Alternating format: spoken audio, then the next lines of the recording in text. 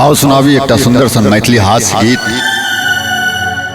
एक हट्ठा कट्ठा कन्या के जखन कने सुस्त कमजोर घर वाला पेड़ लग जाए छे आ यदि विवाहक साल 2 साल भ गेल धिया पुता नहीं भेल तो अहो में कन्या के तामस घरे वाला पर उतरे छे आ कहे छथिन डॉक्टर बहत सरोज देखाबे नहीं होइया संतान हम सुते छी अंगना में सुते छैत दलान। गीत का हास्य में लेबे सीरियस नहीं लेबे और एकदम के साथ डॉक्टर वैद सरोज देखाबे नहीं होइया संतान हम सुते छी अंगना में सुते छैत दलान। मनसा कहिया बुझते हो एकरा कहिया सुझते हो मनसा कहिया बुझते हो एकरा कहिया सुझते। डॉक्टर वैद सरोज देखाबे नहीं होइया संतान हम सुते छी अंगना में सुते छैत दलान। ओ मनसा कहिया बुझते बात ई कहिया सुझते हो मनसा कहिया बुझते बात ई कहिया सुझते।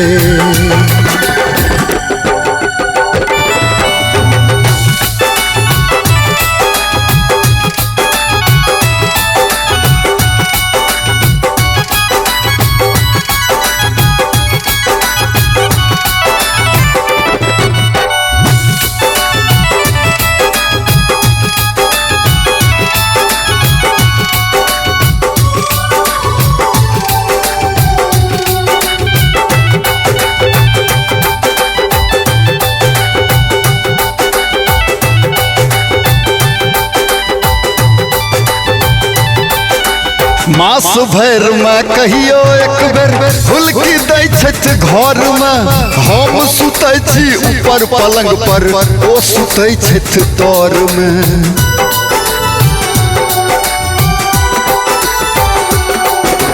मास भर में कहियो एक बेर फुलकी दै छथ घर में हम सुते छी ऊपर पलंग पर ओ सुते छथ तर में। चुटकी भर छथ मोछ मुँह पर तै पर किसान कोना करता मर्दा बाई मर्दानी पगुमान हो एकरा के समझते बात ई कहिया बुझते हो एकरा के समझते बात कहिया बुझते।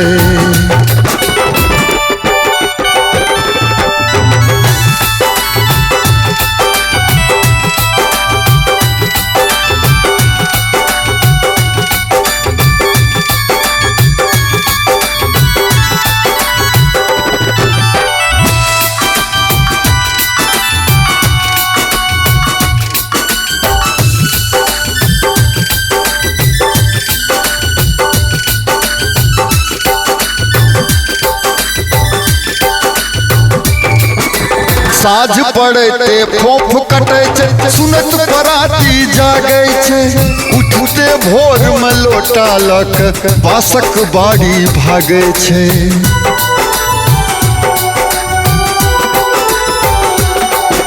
साझ पड़ते फोफ कटे सुनत पराती जागे छे उठते देरी लोटा लक बासक बाड़ी भागे छे।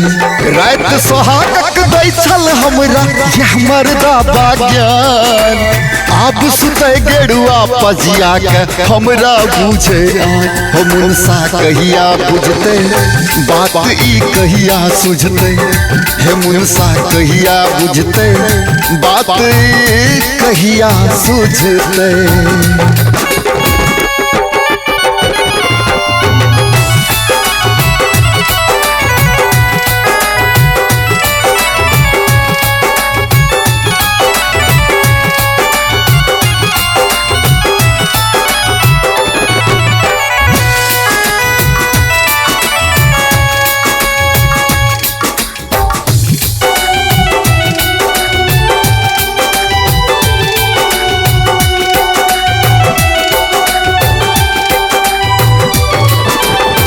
देव पितर हम रोज पूजै छी भेल बियाहो एज में केहन मुनसा देलक देबा मारी मुक्का करेज में